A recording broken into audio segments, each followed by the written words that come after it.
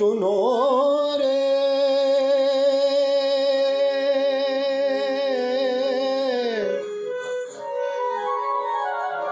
सत के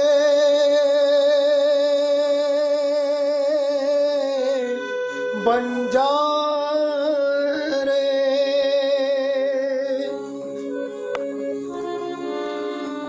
सुनो रे सत के बंजारे।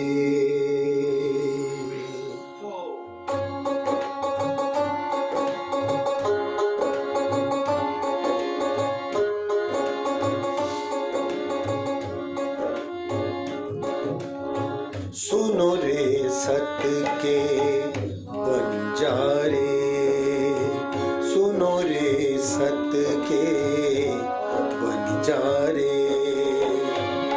एक बात कहूँ समझाई,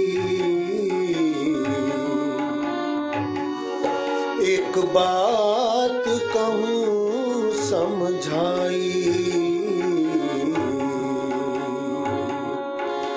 सुनो रे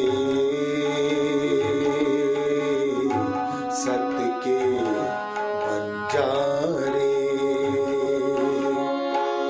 या फंदबाजी रची माया की, या फंदबाजी रची माया की, तामे सब कोई रया उलझाई।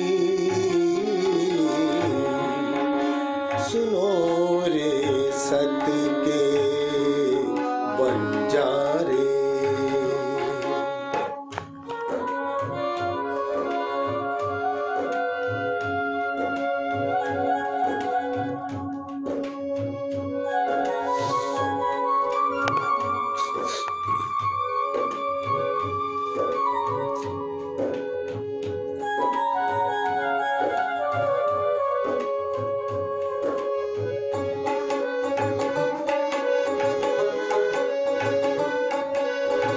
चौदह भवन लग एही अंधेरी,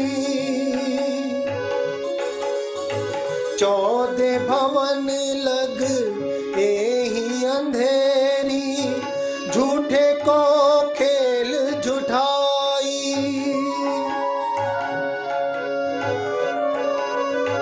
चौदह भवन लग एही अंधेरी। झूठे को खेल झुठाई। प्रगट नास व्यास पुकारे, प्रगट नास व्यास पुकारे। सुखदेव शाख पुराई। सुनो रे सत्य के बंजारे।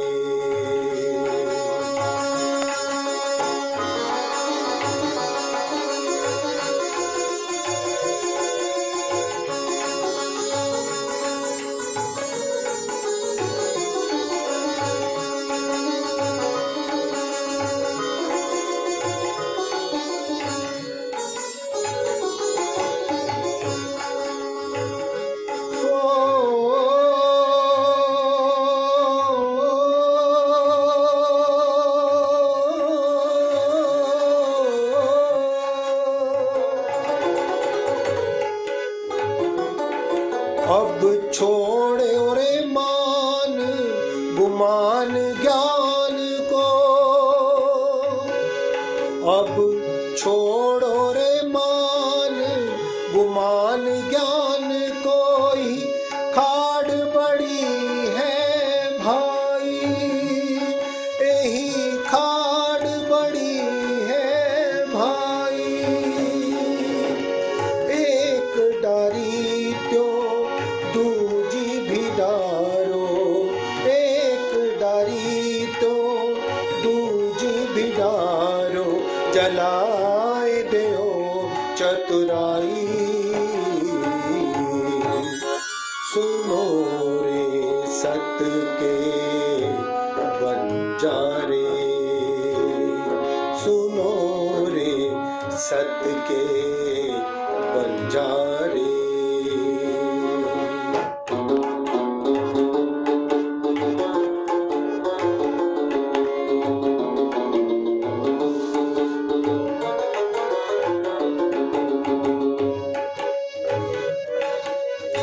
शास्त्र पुराण बेख पंथ खोजो,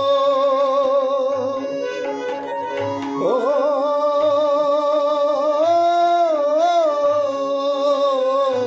शास्त्र पुराण बेख पंथ खोजो, इन पेड़ों में पाइए नाही, ओ इन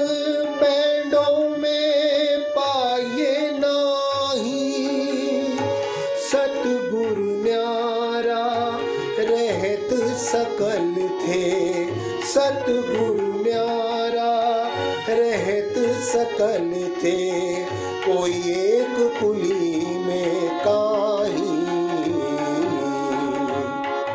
सुनो रे सत्य के बंजारे।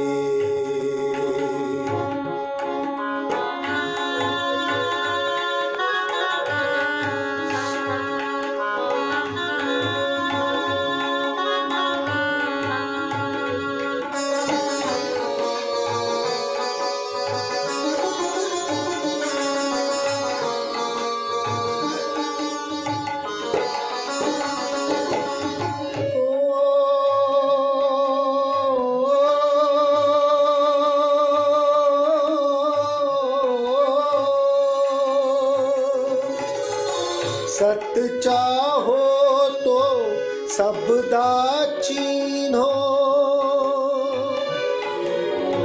सत चाहो तो सबदा चिन्हो, सो आपना देवे दिखाई।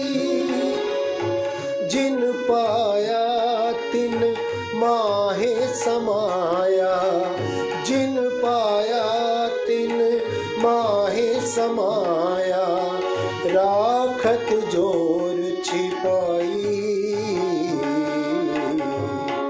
सुनो रे सत्य के बंजारे।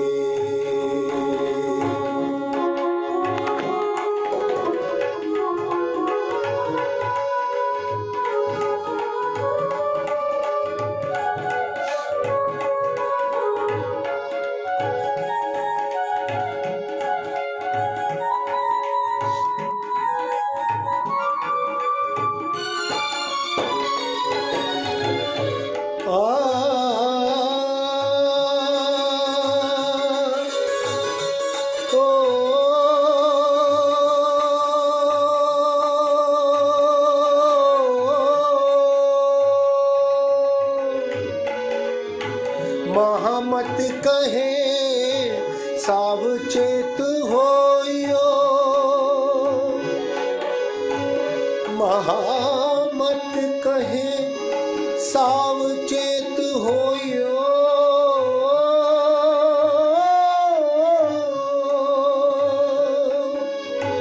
महामत कहे सावचेत होइयो। मिलया है मिलया है अंकुरों आई, झूठी छूटे साची पाए, झूठी छूटे साची पाए। सतगुरु नीजे रिझाई। सुनो रे सत्य के बंजारे, सुनो रे सत्य के बंजारे। एक बात कहूँ समझाई, या फंदबाजी रची माया की, या फंदबाजी रची माया की। तामे सब कोई रहा उलझाई,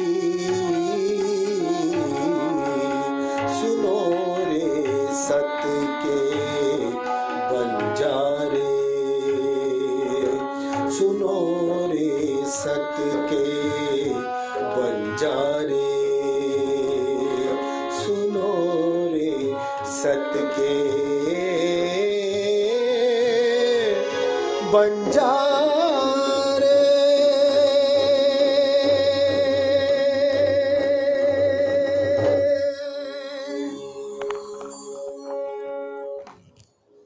रास की लीला याद की, ना कभी चिंतन किया, ना तूने कभी सत्संग किया। रोज पड़ोस को बुला करके उनको चर्चा सुनाते, चिंतन करते, बता तेरा क्या हासिल हो गया। अब क्या हो गया, जब इस प्रकार की चर्चा दी बंदर में होने लगी तो एक से दूसरा, दूसरे से चौथा लोग आने लगे। कौन? जो देवी की पूजा करते थे, जो हनुमान जी की पूजा करते थे, जिन्होंने अपने मंदिरों में राम की मूर्तियां बना रखी थी, जिन्होंने कृष्ण की मूर्तियां बना रखी थी। स्वामी जी का ज्ञान अलौकिक भाव सागर से परे का सुन करके अब उन लोगों ने कहा कि आज दिन तक हमने राम की पूजा की, मूर्ति की पूजा की, देवी की पूजा की, तो मूर्ति की पूजा की, हमें मिलेगा क्या? तो छोड़ करके अपने अपने मंदिरों को और पंडितों को जिनसे कथा सुनाते थे छोड़ दिया और स्वामी जी के पास आने लगे। अब क्या हुआ, एक तो दीप बंदर छोटा सा शहरी था, कोई बड़ी बड़ी लंबी चौड़ी स्टेट नहीं, और दूसरा कोई वहां साधु महात्मा आता नहीं था।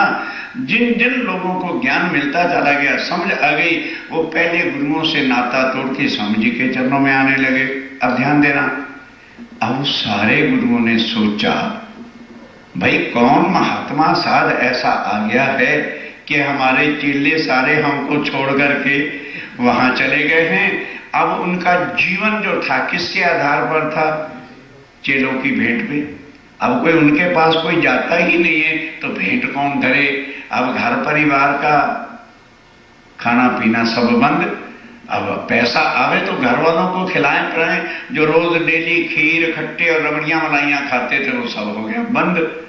अब सब लोगों, जितने पंडित विद्वान कथा सुनाने वाले थे, सब इकट्ठे हुए, कहने लगे भाई ये बुरा साधु महात्मा कोई आया है, पता नहीं इसके ज्ञान में क्या है कि हमारे सब मानने वाले चले गए वहां।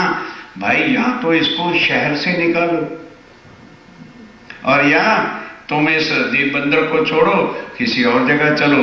तब सब ने सर्वसम्मति से मिलकर के फंड कलेक्ट किया कि ऐसे करो, जो यहाँ का राजा है, बादशाह है, वो फिरंगी है, ये राज करते थे क्रिश्चियन लोग, इनका राज था, तो जो उसका कोई हम प्याला दोस्त हो, खाने पीने वाला हो, उसको पैसे देकर इन साधु महात्मा की झूठी रिपोर्ट करा दो, तो फिर वो इनको शहर से निकाल देगा। तब तो भैया भले जीवित रह सकते हैं, नहीं तो अपना तो काम धंधा बंद हो गया। तब सब ने मिलकर रुपया इकट्ठा किया और एक दलाल जो राजा से झूठे मूठे काम करवा के पैसा बटोरता था उसको बुलाया, कह दिया देख भाई हमारा एक काम कर दे। कहने लगे क्या काम है? कहना यार कोई इस शहर में साधु महात्मा नया आया है, ध्यान देना, वो सब देवी देवताओं की निंदा करता है, इस वास्ते जो है राजा तेरा फ्रेंड है, हम प्याला है, तुम शाम को मिलते हो, क्लब में बैठते खाते हो, ये तू जरा सा काम कर देगा तो तेरे कहने पर तो राजा तुरंत अमल करेगा और इस साधु महात्मा को निकाल देगा। भाई आधा पैसा ले ले एडवांस और आधा देंगे हम बाद में। मैंने कहा ठीक है, आधा पैसा ले लिए। 2-4 महीने बीत गए तो उसने कहा पैसा ले लिया है। अब कहते हैं क्या राजा को शिकायत करनी है, कोई बात नहीं जाते हैं। तब फिर उस पंडितों ने मिलकर के उसे बुलाया, कहा भाई 3-4 महीने व्यतीत हो गए हैं और तू हमारा काम नहीं करता, ला फिर हमारा पैसा वापस कर, या हमारा काम कर या हमारा पैसा वापस कर। कहने लगा यार तुमने भी तंग कर दिया, अच्छा मैं अभी जाता हूं। ध्यान देना, गर्मी का मौसम था, वो अभी अभी किसी का काम करके राजा के दरबार से आया ही था। अब चल पड़ा किसकी शिकायत करने? स्वामी जी की, उन्हीं की तो रिपोर्ट देनी है जाकर के भी ये सब देवी देवताओं की निंदा करते हैं, झूठी बात। इसके काम ही कुछ नहीं है, गद्दियों की निंदा करता है, महाराजों की निंदा करता है। चल पड़े। अब राज जी ने सोचा भाई बादशाह इसका फिरंगी मित्र है, फ्रेंड है, जो कुछ ये कह देगा सच्चा मानेगा। और सुंदर साथ पे कष्ट ढाएगा। ध्यान देना, राज्य ने क्या किया समझोगे, ध्यान दोगे तब समझ में आएगा। वो जो चुगलखोर था उसके एक फ्रेंड का, मित्र का रूप धारण करके जिस रूम के अंदर बादशाह बैठा था बाहर खड़े हो गए। कौन? सुन कह रहे हो भाई? राज्य महाराज उस चुगलखोर के फ्रेंड का रूप धारण करके खड़े हो गए। अब हो गया दरबार में, तो बाहर अभी पहुंचा ही था, तो वो फ्रेंड कौन है? राज्य महाराज। वो पहले नमस्कार वगैरह किया, कहने लगे यार क्या बात हो गई, तो अभी तो गया था दरबार से, फिर इतनी दोपहर में गर्मी में आने की तुम्हें क्या जरूरत थी? राजा तो तेरे एक मिनट के इशारे पर चलता है। बता सच्ची सच्ची कौन सा इंपॉर्टेंट ऐसा वर्क पड़ गया जो तू इतनी दोपहर में आया? कहने लगे यार तेरे से क्या छुपाना, तो मेरा जिगर का यार है।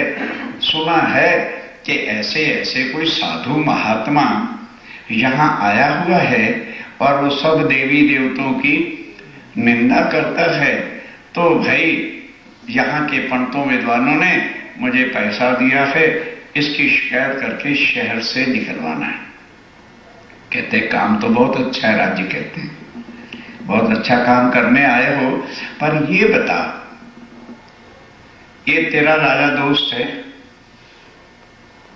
तू जो कुछ जाके अंदर अभी कह देगा वो उस पर प्रैक्टिकल अमल करेगा और साधु महात्मा को कष्ट दे करके शहर से बाहर निकाल देगा। लेकिन ये सोच उन साधु महात्माओं का भी तो कोई यार होगा, नहीं समझे? वे साधु महात्मा भी तो किसी के आश्रय घूमते हैं, वो भी तो किसी की शक्ति के सहारे चलते हैं। वो कौन है? कहते ये परमात्मा। तो फिर जब तू उन पर कष्ट जाएगा तो उनके उस परमात्मा का दिल नहीं दुखेगा, वो डायरेक्ट तेरे पर अटैक करेगा। किसके साथ तेरी लड़ाई होने वाली है? परमात्मा के साथ। अगर तो भैया इतनी हिम्मत है कि तू परमात्मा से लड़ सकता है, 1 मिनट में तेरा सत्यानाश करके रख देगी। क्या लगे यार, तू वाकई मेरा हृदय का सच्चा यार है, तूने मुझे सच्चा रास्ता दिखा दिया। ना बाबा ना, मैं ये काम नहीं करूंगा, मेरे पास हजारों धंधे हैं जिससे मैं पैसा कमा लूंगा, ये काम मैं नहीं करता। लौट के गया।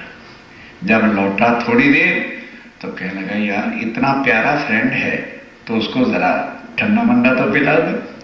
अब वो ढूंढता फिरा, लेकिन राज्य महाराज ने अपना काम किया, चले गए। अब उधर क्या होता है, सबको पता चल गया सुंदर साथ को कि आज राजा पुलिस को भेजेगा और हमको उठा के जेल में जाना पड़ेगा। तो कोई सुंदर साथ तो दीपबंदर से बाहर खाड़ी में उतर गया, गल्फ में चला गया।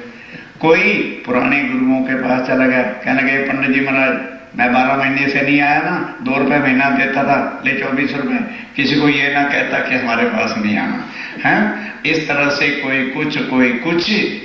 अब कईयों ने सोचा मैं करूं तो क्या करूं, तो जो गाय भैंस के खाने का भूस होता है ना, चारा, उसके कमरे में छुप करके बैठ गया कि 24 घंटे यहीं पड़े रहेंगे, फिर जब पुलिस चली जाएगी। फिर इस तरह से लोग छिप गए, ईमान गिर गया। केवल जयराम भाई उनके कुटुंब कबीले वाले मगन होके बैठे रहे। जिनको जितना यकीन होता है उतनी वो बड़ी कुर्बानी भी करता है। अब स्वामी जी कहते हैं सुंदर साहब जी ये तो ऊपर के दज्जाल का शोर था। अखंड कीर्तन जयराम भाई के घर होता रहा, ना कोई गया ना कोई आया। अब जब दूसरा दिन हुआ, सबने सोचा यार राज्य क्या कहेंगे, स्वामी जी के पास जाएं, क्या शर्मिंदगी करेंगे। कहने लगे है क्या, जाके चरण पकड़ लेंगे, क्षमा मांग लेंगे। फिर सब सुंदर साथ इकट्ठे हुए। स्वामी जी पूछते हैं बोल भाई तू कहाँ था?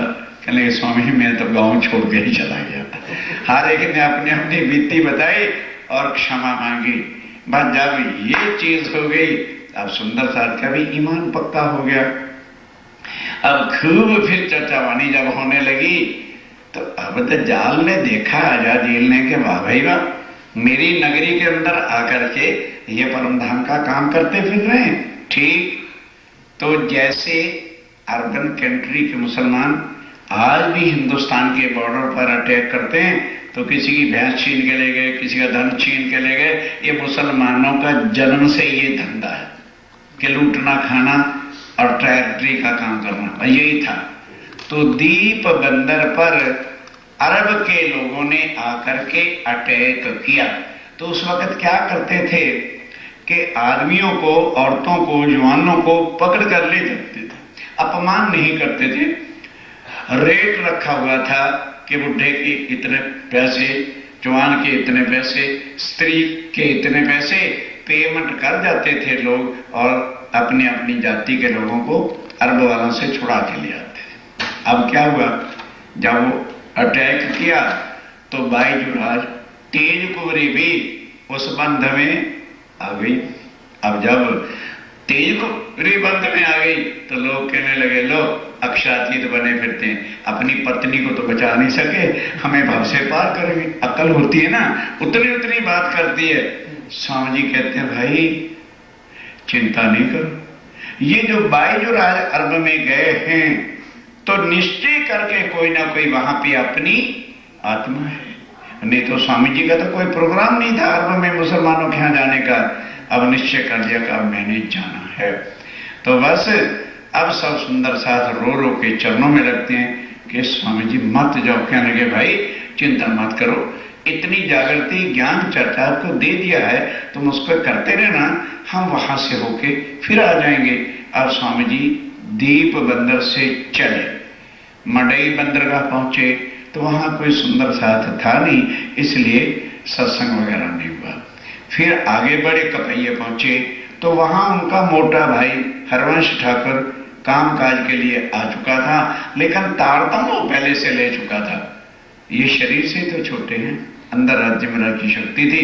सीधा उसके घर चले गए, हरवंश भाई को फटकारा, कहने लगे तुम्हें शर्म नहीं आती?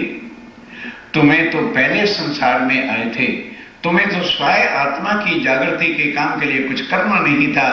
ओ हरवंश ठाकुर, सतगुरु श्री धनी देवचंद जी धाम चले तो अफसोस करने भी नहीं वहां पहुंचा। अगर शरीर कोई सगा संबंधी, साला, भाई इत्यादि मर जाता है तो आदमी सब काम काज छोड़ के लिए बैसने में पहुंचता है, तो वहां नहीं आया।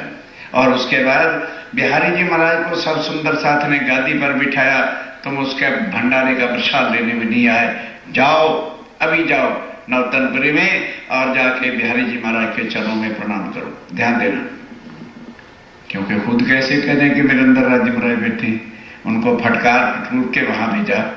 उसके बाद ओ हरदास जी, याद है जहां देवचंद जी पहले गए थे और मूर्ति वाला प्रसंग हुआ था, उनका लड़का था वृंदावन, उसका नाम था।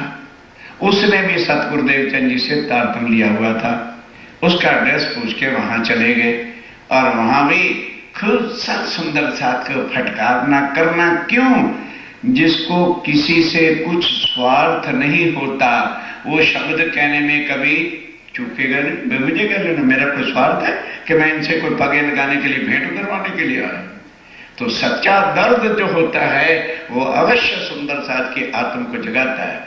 तब वहां 2 दिन चर्चा करी और फिर सबको जीवन जागृत किया, कह दिया बिल्कुल रोज मिलकर सत्संग करो, चर्चा परम धाम की करो, लगे रहोगे तो तुम्हारी आत्म जागृत होगी। फिर वहां से होते हुए सीधा चले गए ठट्ठा नगर सिंध देश में, क्योंकि वहां से फिर कराची होकर के उसको जो है अरब में पहुंचना था। तो वहां जब पहुंचे तो वहां एक सुंदर साथ रहता था जिसका नाम था नाथा जोशी। जोशी कास्ट है, नाथा भाई वहां पर रहते थे। उसका घर पूछ करके चले गए। सत्संग हुआ लेकिन कोई खास चर्चा का आनंद नहीं आया। 10-15 दिन रह के स्वामी जी उस शहर को छोड़ के कराची बॉर्डर पर बंदरगाह में पहुंच गए। और वहां से आज का तो स्टीमर हैं, जहाज हैं, बाई मशीन। उस समय क्या होता था कि नाव के अंदर बांस बांध के कपड़ा बांध लेते थे और वायु के हिसाब से ही नाव चला करती थी। स्वामी जी बैठ गए। 17 दिन तक, 17 डेज तक हवा ठीक आती रही। अब राजी महाराज ने देखा जिन जिन आत्माओं को यहां जगाना था ठट्ठे नगर में, उनसे तो अभी मुलाकात ही नहीं हुई, तो आगे जाके क्या करेंगे। तो 18वीं रात्रि को उल्टी हवा चल पड़ी। तो जो सफर 17 दिन में तय किया था वो एक ही रात में 9 आके फिर वापस किनारे पर खड़ी हो गई।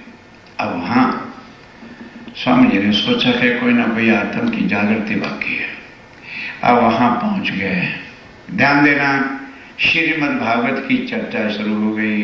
सावधान होके बड़ा संक्षिप्त में एक चौपाई का वर्णन कर रहा हूं। जब श्रीमद् भागवत की चर्चा, अब स्वामी जी श्रीमद् भागवत की चर्चा कहां करते थे, शुरुआत ही कहां होती थी, ब्रिज अखंड, रास अखंड, कैसे वो गौलोक अव्याकृत सबलिक ब्रह्म केवल ब्रह्म और सत्य स्वरूप है जो आज दिन तक किसी ने वर्णन किया नहीं था। तो वहां ध्यान से ये चर्चा नाथे जोशी के घर होती थी। तो पड़ोस में ही एक पंडित रहता था और वो उसका नाम था चतरा पोकरना। वो रोज आके चर्चा सुनता है, अखंड ब्रिजरास की चर्चा होती है। अब उधर क्या होता था, चतरा पोकरना लाल दास जी की पगार में नौकरी करता था और लाल दास जी खुद भागवत के जानकार थे और वहां बैठ के वो चर्चा किया करते थे। अब ये स्वामी जी चर्चा सुनाए नित्य वृंदावन अखंड है, और वो चर्चा क्या सुनाते थे कि मथुरा वृंदावन है दिल्ली वाला है। तब चतरे पुकारने से रहा नहीं गया और वो लालदास को कहता है, महाराज आप इतने सालों से भागवत करते हो और राधा वल्लभी मार्ग का ये धर्म है, मंत्र है कि भजमन श्री वृंदावन कुंज बिहारी नित्य विलास, कि वो ब्रिज और रास जो है वो नित्य वृंदावन अखंड है। और तुम कहते हो ये दिल्ली वाला, ये तो 14 लोक के अंदर है और महाप्रलय में लय हो जाएगा, तो फिर वो अखंड कहां है? बोलो अखंड कहां है? अब लालदास चौंका, हैं? हे चतुरे, ये बता तूने ये चर्चा सुनी कहां से है, ये तू ज्ञान लाया कहां से है? क्या लगा सेठ जी रहने दो, ये तुम्हारे मतलब का धंधा नहीं है। तुम्हें तो नोट चाहिए, पैसा चाहिए, शाम को उठते हो, थैले भरते हो और जाके घर चले जाते हो। यहां पर ठट्ठे नगर के अंदर बहुत महान शक्तिशाली एक महापुरुष आए हैं और उनके यहां स्वयं अखंड की चर्चा के और कुछ है ही नहीं। और ये जगत तो मिथ्या है, इसके अंदर हम कितनी भी रामायणें पढ़ लें, भागवतें पढ़ लें, वेद पढ़ लें, शास्त्र पढ़ लें, क्या होने वाला है? कुछ नहीं। क्योंकि ये सब जितने ग्रंथ हैं एक भागवत को छोड़कर सब निराकार 14 लोक के अंदर का ही ज्ञान देते हैं। और भागवत भी है तो वो फक्त योग माया तक का ज्ञान देती है, तारतम्य के बिना उसका भी कोई भेद नहीं खोल सकता कि वो नित्य कहाँ है, अखंड वृंदावन कहाँ है, अखंड रास कहाँ है। ये आके भी स्वामी जी ने सारे भेद खोले कि इस रूप ने ए वृंदावन ए यमुना तटसार घर से तीत और ब्रह्मांड से अलगो ते तारतम्य की घन निर्धार। तब लालदास जी चौंके और उसी वक्त गए, स्वामी जी के दर्शन किए, 6 घड़ी तक चर्चा सुनी, लेकिन अभी आत्मा जागृत नहीं हुई। घर आके बगीचे में गए तो जिंदा दास भी अपना सुंदर साथ था, लेकिन लालदास जी का माली था। उसने पूछ लिया कि सेठ जी महाराज जहां चर्चा सुनने जाते हो क्या उनके स्वरूप की भी पहचान की है या इतना ही पहचाना है कि वो महान पुरुष हैं और अच्छी कथा करते? अब सेठ को बड़ी अपने आप को शर्मिंदगी आई कि मेरा नौकर जिंदादास मेरा ही नौकर चतरा को करना, और ये इतना ज्ञान रखते हैं और मैं नोट इकट्ठे कर करके नरक में जाऊंगा क्या? तो जिंदादास कहता है कि कहो तो मैं आपको उनकी पहचान कराऊं। तब मारकंड का दृष्टांत देकर और जब सारा कुछ बताया कि जैसे आदि नारायण संत का रूप लेकर के मारकंड को जो है फांसी के तख्ते से छुड़ाने आए थे, हे लालदास, उसी तरह से श्री राज जी महाराज एक मनुष्य तन में आकर के हमारी आत्मा को जगाने आए हैं।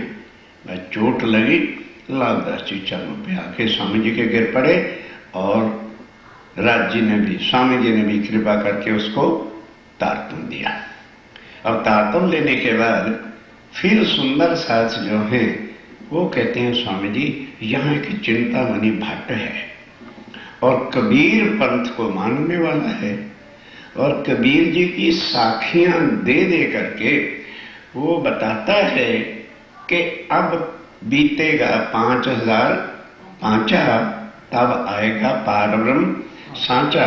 तो समझिए 5005 का तो साल कलयुग के हुए। ये कहाँ का प्रमाण है कबीर जी का? कि जब कलयुग को 5005 वर्ष बीतेंगे तब पूर्ण ब्रह्म दुनिया में जाहिर हो जाएंगे। तो आप यदि चलो तो चल के उनसे बात करते हैं। तो स्वामी जी ने कहा अच्छा चलो। अब आए और चिंतामणि के घर पहुंच गए। नहीं करती क्या रहती है सारा दिन।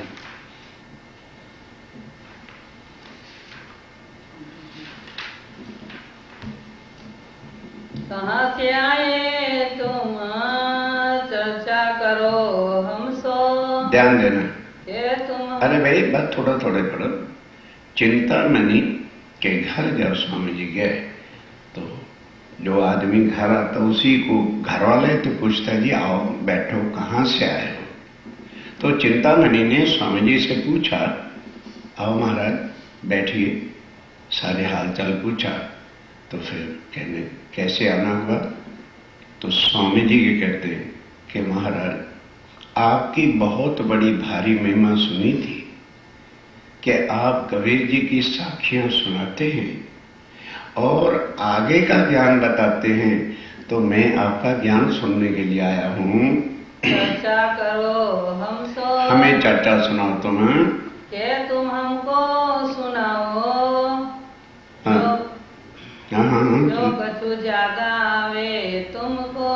तो चिंतामणि कहते महाराज क्या आप समझते हो मैं आपको पहचाना नहीं?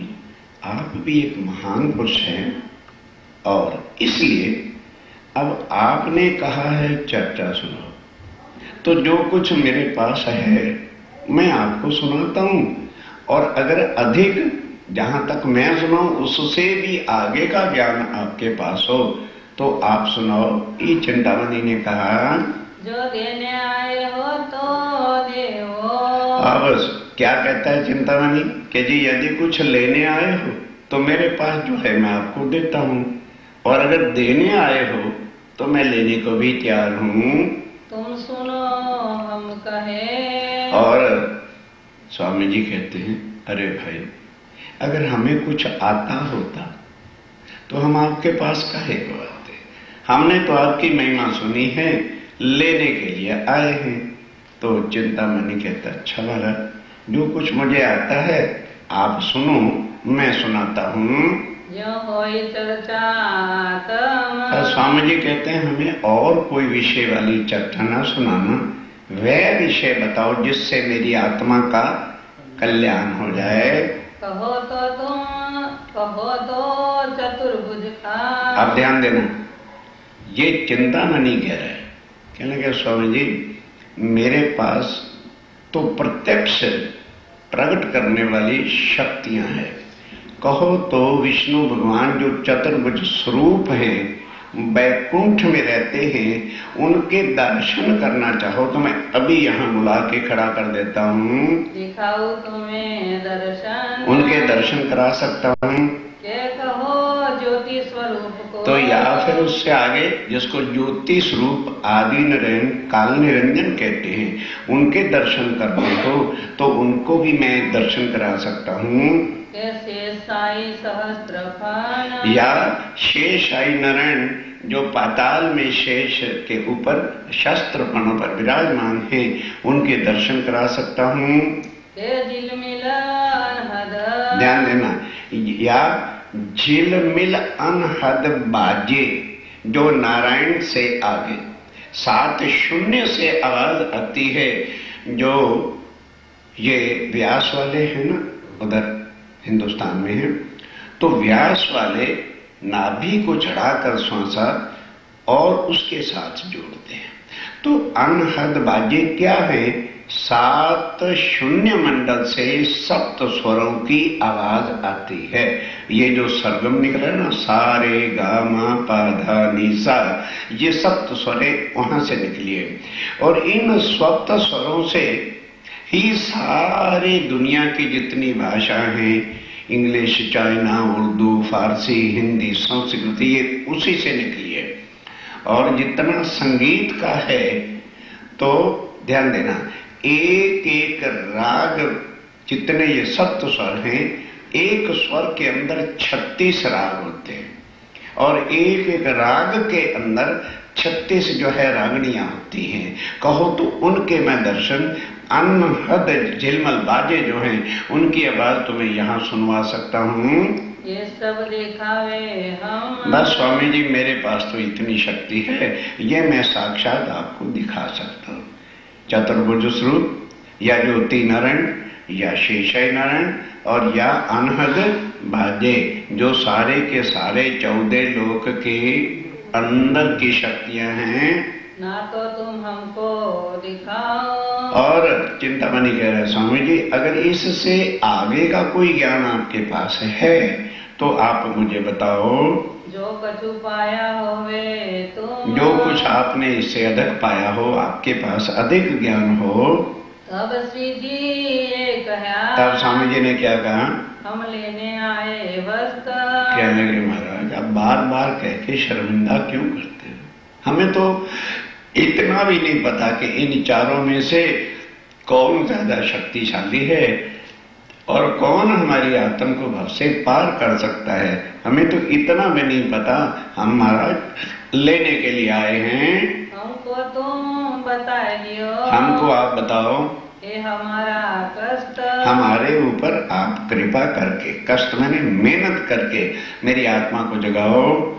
जो कछु तुम कहा, और ध्यान से सुनने का प्रसंग है, जो कुछ आपने बताया है इन चारों शक्तियों के बारे में, सो ग्रहे तुम्हारे वचन, वो मैंने अच्छी तरह से सुन लिया है।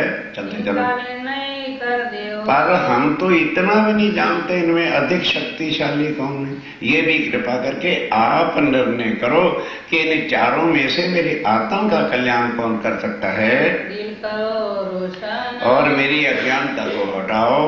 एक कमाल की साखी पर, तब चिंतामणि को कुछ अभिमान हुआ।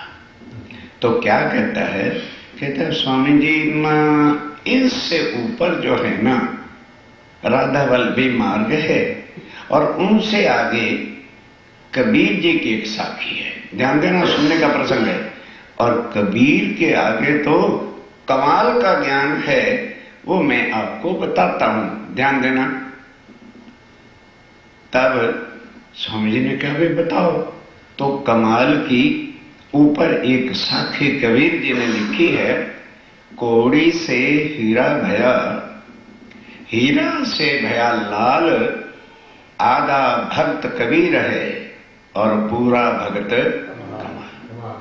अब ये कहानी क्या है जरा सुनिए। कबीर जी ने ये साखी कब और क्यों कही थी कि कमाल जो है वो कबीर जी का लड़के का नाम है। एक ही लड़का था कबीर जी के पास, ना लड़की थी और ना कोई लड़का था, एक ही लड़का था, इनो नाम था कमाल।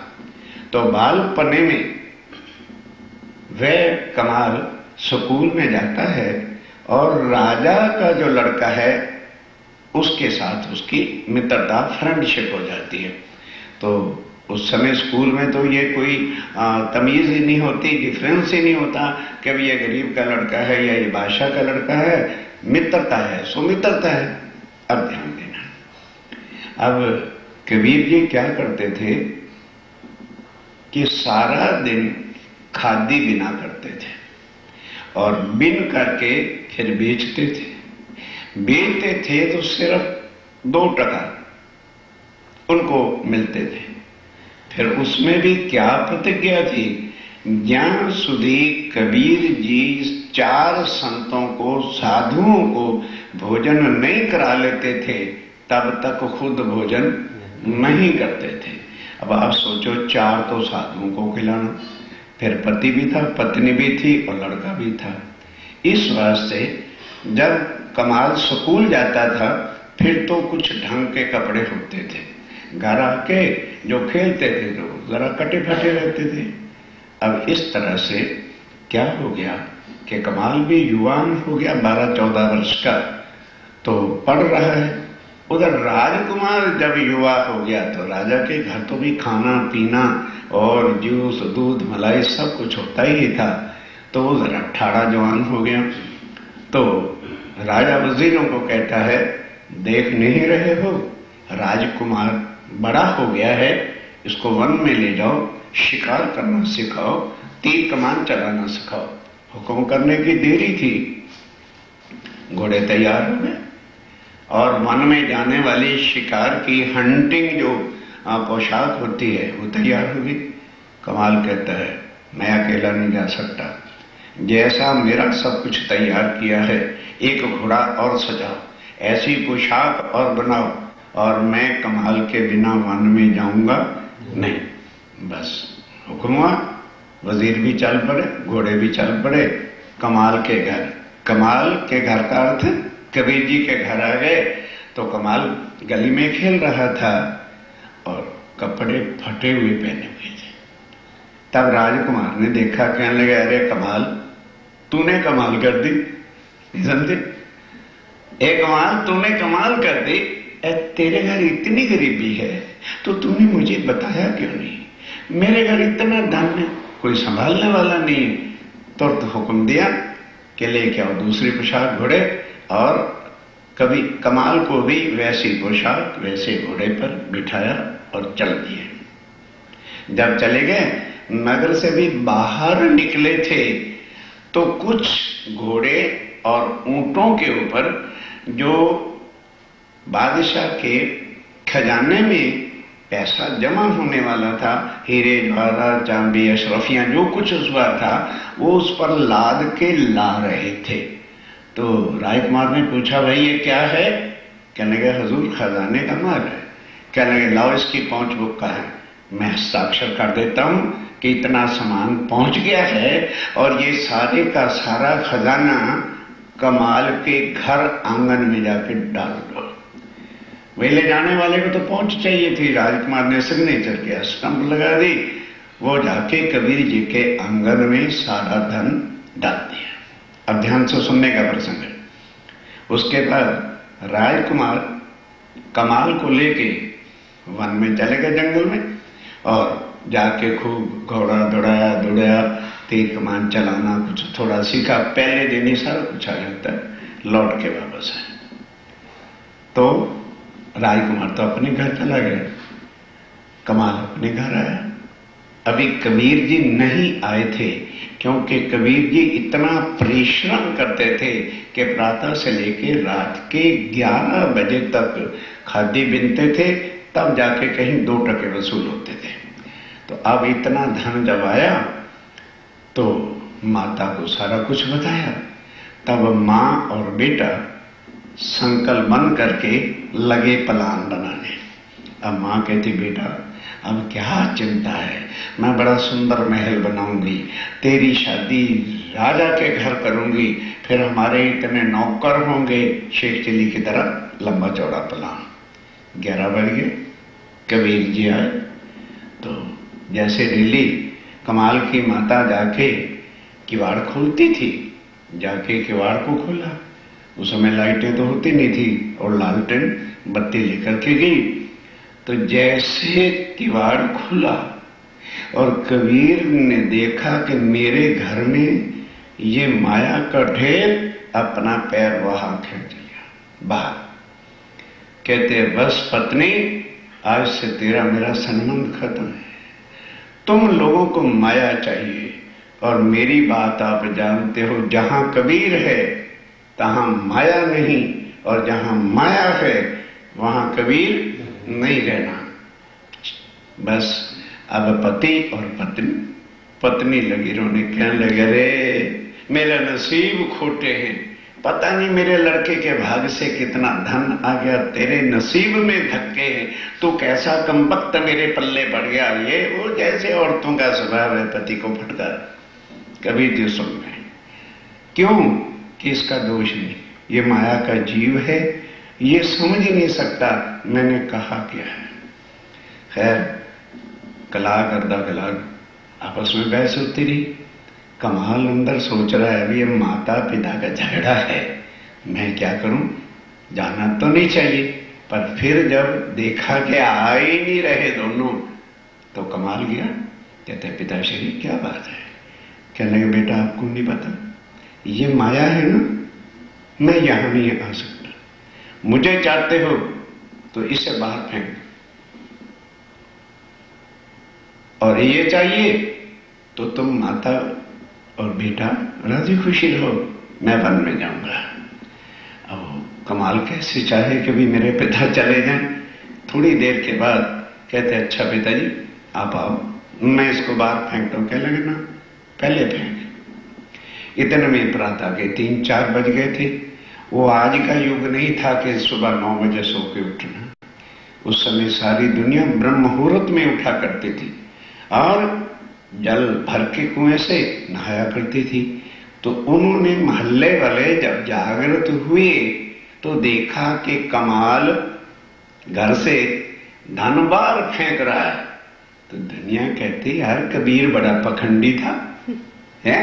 अपने को कहता था मेरे को पैसा नहीं है, फटे कपड़े पहनता था चिथड़े, और इतना धन इसने जोड़ रखा है, इसको भगत कहते हैं। ये भगत नहीं है, भगत तो कमाल है, क्योंकि पैसे दे रहे हैं ना।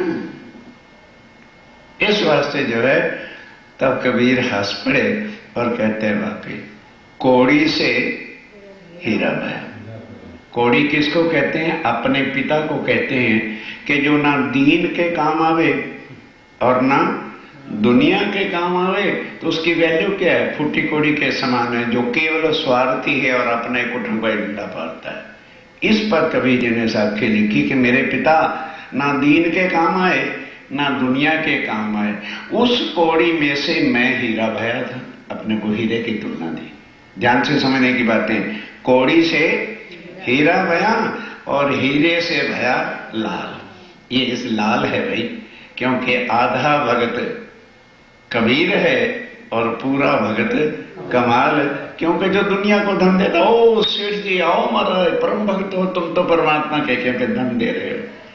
कबीर हंस करके ये साखी कहता है, अब देखना जरा क्या होता है, इसका हाल क्या होता है। ये साखी किसने बोली? कबीर पंथ के चिंतामणि जी ने स्वामी जी को समझाने के वास्ते बोली। तब श्री जी कहा, तब स्वामी जी ने क्या कहा? तुम क्या जानो कबीर। स्वामी जी को जोश आ गया, कह लगे जा रहे गादीपति, तू कबीर की गादी पर बैठ करके कबीर को नहीं जानता है, तो तू गादी पर बैठा कैसे था? तुझे बैठाया किसने था गादी के ऊपर? तू कबीर को समझता क्या है? कमाल तो एक छोटा छोकरा था और धन के पीछे लालच में पड़ के, और उसने ये कहा तो कबीर जी ने तो उसके मुंह पर थप्पड़ मारा दुनिया वालों के, जाओ रे अंधी दुनिया वालों, जो तुम्हें इतना ऊंचा ज्ञान देता है उसको आधा भगत कहते हो, और जो माया के हीरे तुम्हारी तरफ फेंकता है उसको पूरा भगत कहते हो। चलिए, तुम जो आधा भक्त इनको कहा, जो तुमने कबीर को जहां कोई भी पहुंच नहीं सका, राधा वल्लभी मार्ग भी 82वां पक्ष है, योग माया तक जाते हैं, और कबीर जी ने परम धाम तक का वर्णन किया है। जा घर में अबला बसे, बहे प्रेम के पूर, कहत कबीर सुनो भाई साधो, वह घर मुझसे दूर। स्वामी जी कहते हैं उसने परम धाम तक का वर्णन किया है, और तू माया के इस कमाल को जो है भगत कह रहा है, जो चित नहीं तुम धीर, तुम्हारे चित्त में उस ज्ञान की पहचान ही नहीं है। कहाँ मजल कबीर, अरे कहाँ मजल कबीर की, परम धाम तक का वर्णन किया, और कहाँ कमाल जो माया का जीव रहा था, तो उसको आगे कहता है कहती अकल कमाल, और अकल कमाल की थी क्या, वो तो अभी बाल था, उसको ज्ञान का आत्म तत्व का पता ही नहीं था। तोल देखो दोनों को, कहते हैं जरा तोल के तो देख, तोल देख कि कहाँ कबीर, कहाँ कमाल माया का जीवड़ा, इनका कैसा हाल, और इनका दोनों में क्या अंतर है, डिफरेंस है। बिन पहचाने बोलत, और बिन पहचाने तो ये पहचान ही नहीं है। मालूम होता है सराफ तेरा नाम है, तो सोने को भी परख सकता नहीं, तो लोहे को ही सोना कहता फिरता है।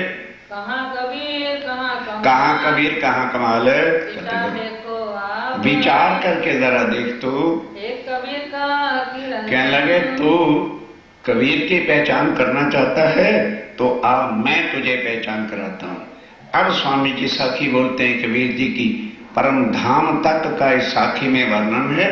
पहले साखी सुनो, फिर उसका अर्थ बताता हूं।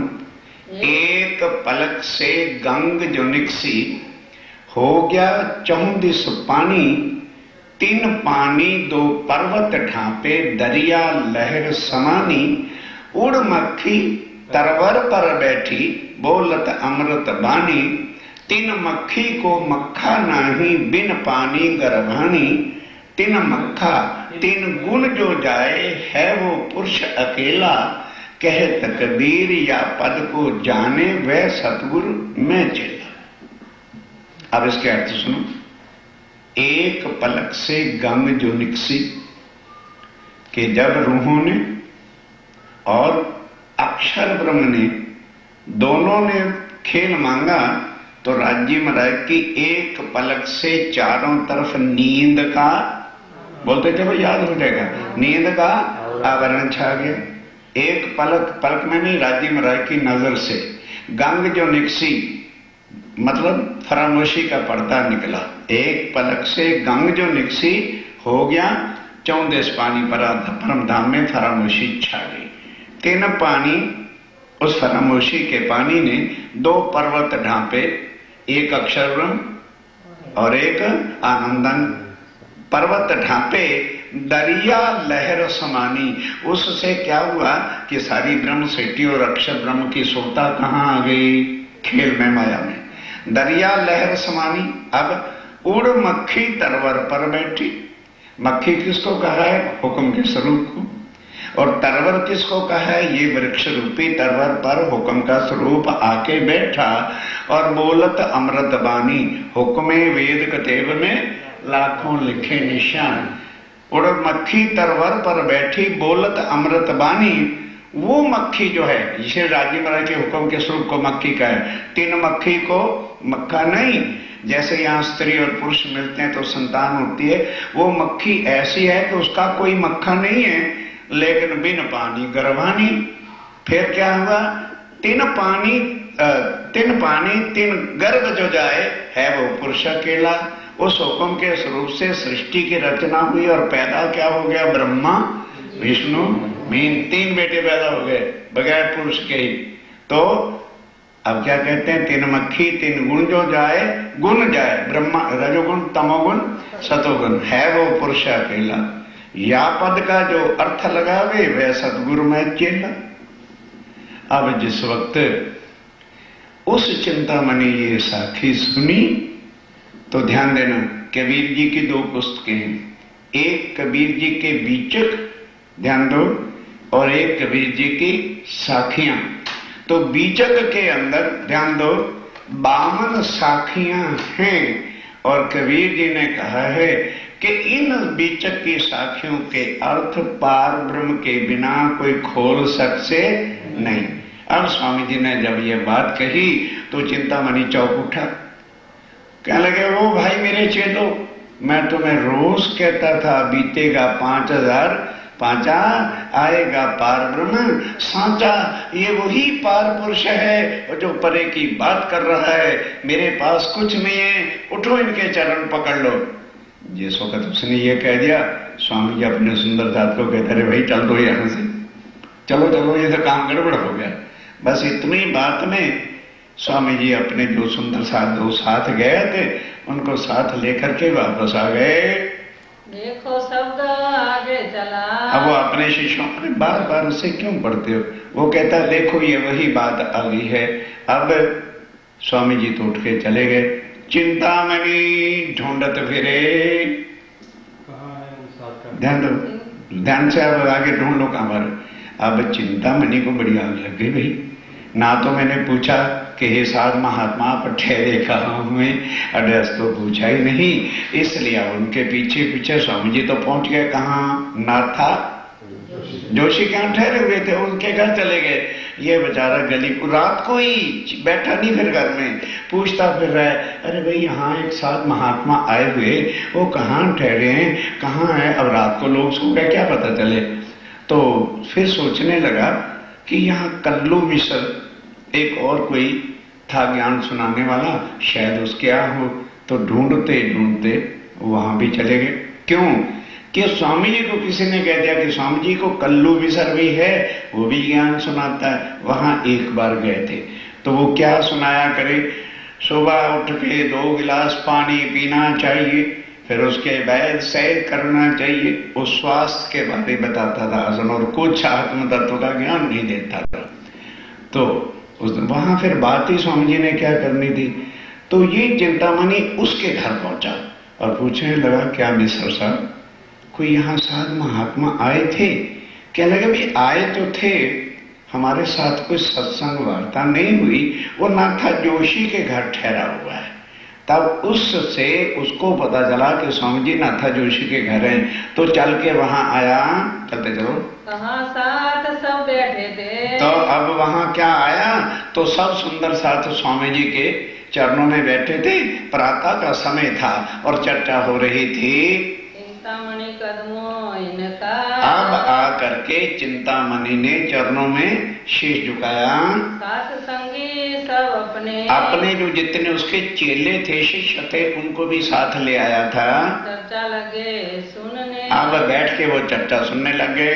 सोना गई भली बात सो। अब स्वामी जी ने देखा कि चिंतामणि गया है, बस उसको देखते साथ अपना चैप्टर बदला और कहा कि भाई आज दुनिया अज्ञानता में क्यों फंसी हुई है, क्योंकि उनके जो महाराज हैं, अगुए हैं, वो अज्ञानी हैं और केवल उनको अपनी मान मर्यादा में डूबे हुए हैं, उनको स्वयं कुछ आता नहीं है। इसलिए बेड़ा गर्क उन्होंने सारी जनता का कर रखा है। महाराज बनने का हर मतलब जिस तरह से मान गुमान तोड़ना होता है, इस विषय पर खूब उन्होंने चर्चा की। चिंतामणि को ठोकर ली कि भाई ये तो मेरे ऊपर सारी बात है कि मैं कुछ जानता तो था नहीं कबीर जी को। तो अब इसके बाद क्या होता है, एकांतमो सो खंडनी भली बात सो। खूब खंडनी स्वामी जी ने की, देखत साथ सबन, और सब उसके चेले भी बीच में देख रहे थे, पर समझा हुए नहीं कि किसको कह रहे हैं। सब चिंतामन छाने कहा। बस अब ध्यान के साथ अब चिंतामणि उठा, चर्चा खत्म हो गई। स्वामी जी के चरणों में आके शीश झुकाया, कहने लगे स्वामी जी मैं आपके चरणों में तो आ गया हूं, आपने तो कुछ दिन रह के चले जाना है, मैंने तो अपने चेलों के बीच ही रहना है। मुझे जो कुछ कह लो, पर चेलों में मेरी थोड़ी इज्जत रख लो, शर्म राख्यो बीच मोमी, मेरी शर्म रख लो कुछ। अगर मैंने तो यही घर रहना, मैंने छोड़ के कहाँ जाऊंगा, इस वास्ते कुछ मेरा लिहाज शर्म लाज रख लेना। एकांत मो सो कहो, एकांत जो कुछ कहना है उधेड़ो, मैं अपने पाप स्वीकार करने को तैयार हूं, पर आपकी शरण में आया हूं, कुछ तो लाज रख लेना। सब राजे इन सो कहा। तब स्वामी जी क्या कहते हैं, देखो भाई हम किसी का अपमान करने नहीं आए ना, ये हमारा काम नहीं है। पर ये बता, अगर मैं तुझे सत्य की पहचान नहीं कराऊंगा, तुझे इस दुनिया से निकाल देगा। तू तो डूबा पड़ा है गादी के चक्कर में। ये मान है, यही अभिमान है, यही अहंकार हो जाता है और ये आगे जाने देता नहीं है। तुम्हारी क्यों न राखे शर्म। तो भाई हम तेरी महंताई को, तेरी शर्म को, लिहाज को कोई वो नहीं करेंगे, बिल्कुल इज्जत के साथ तुम्हें सब कुछ समझाएंगे। तुमको जो हम कहेंगे। और ध्यान देना, कहते मैं जो तुमको समझाऊंगा भी, भले कितने आदमी बैठे होंगे, एक तू जानेगा या हम जानेंगे, किसी को पता नहीं चलना कि कैसे समझा रहे हैं। ये सब गए अपने घरों। अब ध्यान देना सुंदर साथ जी, एक एक आत्म को जगाने के लिए श्री राज्य महाराज को कितने कष्ट उठाने पड़ते। अब सारे चले गए, रात को राज्य को आवेश आया और एक किरंतन उतरा, सुनो रे सत के वंजारे, एक बात कहूं समझाए। आटी आन के आटी लगाई, सो भी उल्टियां दे उल्टाई।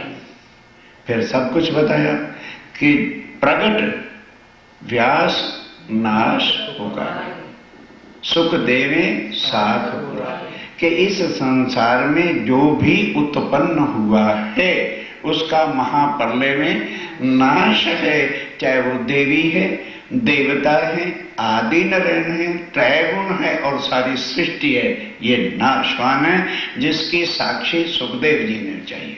अब सत चाहो तो शब्दा चीनो, कहते हैं शरीरों को मत देखो, अगर उस सच्चिदानंद के स्वरूप की अवलोकन करनी है तो संतों की वाणी को देखो और फिर छोड़ो रे मान गुमान ज्ञान को। एक खड्ड बड़ी है भाई, जो इस खड्ड में पड़ गया, गादी पर बैठ गया, वो उस जन्म तो भाव से पार हो ही नहीं सकता, उसका जीवन नष्ट हो गया। क्योंकि ये सबसे बड़ा गुमान अहंकार है। जहां अहंकार है वहां धनी नहीं, जहां धनी है वहां गुमान आ ही नहीं सकता। छोड़े रे मान गुमान को, एक खड्ड बड़ी है भाई, और मन में दिए बिना हाथ ना आवे। सत की बड़ी ठकुराई कि अगर जब तक अपना मन चित्त बुद्ध तो लीन नहीं कर देगा, उस सच्चिदानंद के स्वरूप की पहचान नहीं हो सकती। अब समझ गया कि सब कुछ मुझे ही कहा जा रहा है और स्वामी जी मुझे ही समझा रहे हैं कि छोड़ो रे मान गुमान ज्ञान को। ध्यान दो सुंदर साहब जी, यहाँ तो किसी को भी संसार ऐसा है, बात कह दे तो रुष्ट होकर बैठ जाएगा। अब वो क्या करता है, चिंतामणि भरी सभा के अंदर चेलों समेत, चेले भी बैठे हुए, उठ के खड़ा हो गया। अब वो भी अपनी भाषा बोलता है, स्वामी जी मैं आपकी लाठी से काले कुत्ते को आज मार दिया, करो अर्थ क्या करूं। अब उन्होंने कहा वो समझ गए, अब उसने कहा वो समझ गए, मारो काले कुत्ते को। किससे? लाठी। काला कुत्ता क्या है? अभिमान, अहंकार, और लाठी क्या है? आपके ज्ञान रूपी ज्ञान से मैं इस वर्तमान गुमान का गद्दी का नाश कर दूंगा। उठ के खड़ा हो गया और अपने चेलों को कहता, ओ चेलो पेलो खान से सुन लो, मैं तुम्हारा कोई गुरु नहीं, ना मैं चेला। ए सामने सतगुरु महाराज ए पार ब्रह्मक्षातीत बैठे हैं, जो कबीर जी ने कहा था, अगर कुछ इनके चरणों गिर जाओ। तब श्री जी सराहिया, तब श्री जी ने कहा शाबाश चिंतामणि शाबाश। यही आत्म की पहचान होती है। उसको वो बुरे नहीं लगते, वो समझते हैं भाई इनको क्या जरूरत है, मेरे को ऐसे कटु वचन कहते हैं, ये मेरी आत्म को धो के निर्मल करना चाहते हैं।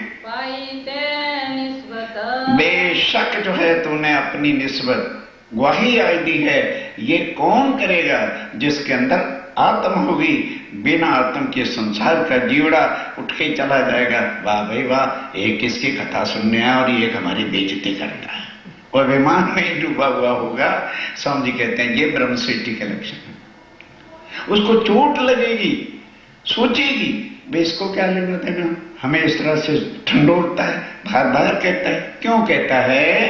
कहा श्री इनको, तब जो है वो चरणों पे गिर पड़ा। तब स्वामी जी ने उसको क्या कहा? तारतम दिया, राज्य से संबंध जोड़ा, और उस एक ने नहीं तारतम लिया, जितने उसके चेले थे उन्होंने भी तारतम ले लिया। परहेज कराया चार बात का। अब ध्यान देना यहाँ पर, अब क्योंकि वो दरिया के किनारे था सिंध ठट्ठा नगर। आज भी देखो कि जितनी मछली का प्रयोग बॉम्बे, कलकत्ता, बेंगलोर, मद्रास आदि में है, क्योंकि जिस तरह से अपने यहाँ ग्रीन वेजिटेबल होते हैं, तो अपन तो हर चीज ग्रीन, भाई वेजिटेबल से खाओ अच्छा रहेगा, ये होगा वो होगा, वो मछली के बिना चलते ही नहीं, क्योंकि वहां दरिया के होने के कारण से इतनी हरी सब्जी तो मिलती नहीं। तो उन्होंने चावल खाने हैं तो किससे? मछली चावल, सब्जी बनानी है तो मछली चावल, इस तरह से मछली का ज्यादा प्रयोग था। अब स्वामी जी ने सोचा कि ये मीट खाते रहेंगे तो कभी भी आत्मा जागृत होगी नहीं, परहेज कराया चार वस्तु का। स्वामी जी ने कहा देखो, तब तारतम देते हैं, चार वस्तुओं का आज से तुमने प्रतिज्ञा लेनी है कि इनका सेवन नहीं करेंगे। यदि तारतम लेकर के भी ये चार चीजों का सेवन होगा या एक का भी होगा तो कभी भी आत्मा जागृत नहीं होगी। एक हराम कहा मांस को, एक हराम कहा मांस को। अब साइंटिफिकली ले लो भाई, क्यों छोड़े? क्योंकि साइंस का युग है, क्योंकि मछली का या किसी भी पशु का या किसी का भी होगा तो जानवर का रक्त अंदर जब जाएगा तो हमारी बुद्धि भी वैसी हो जाएगी। अर्थात कोई भी चीज ऐसी मत खाओ जो हमारी बुद्धि पर जो है डिफेक्ट लावे। दूसरा हराम शराब, और दूसरा हराम शराब। शराब क्या है? लोग कहते हैं अरे इसमें तो अंगूर का और ये का जूस है, अंगूर का जूस पियो किसी को चक्कर आएंगे, पर शराब का जिसने कभी नहीं पिया आधा ही पैग पी के देखो धाड़ गिरेगा। या पागलों की तरह से एक टांग ईस्ट में होगी तो दूसरी टांग वेस्ट में होगी। स्वामी जी कहते हैं ये शराब जो है ये बुद्धि का नाश करती है, इसलिए या तो शराब या कोई भी नशे वाली चीज, भले गांजा हो, सुल्फा हो, भांग हो, नशीली चीजों का सेवन नहीं करना। तीसरा औरत वीरानी, और तीसरा औरत वीरानी जो है उसका भोग न करना। क्यों? वो बुद्धि का नाश करती है। और रक्त से रक्त नाम ला तो सत्यानाश हो जाएगा, जीवन नष्ट हो जाए, लाखों बीमारियां लग जाएंगी। सो पावे हयातिया, और वही अखंड ज्ञान को पा सकता है, वही उसकी आत्म निर्मल होके भाव से पार होगी। चोरी झूठ बोलना, और इन पर कोई ध्यान ही नहीं देता।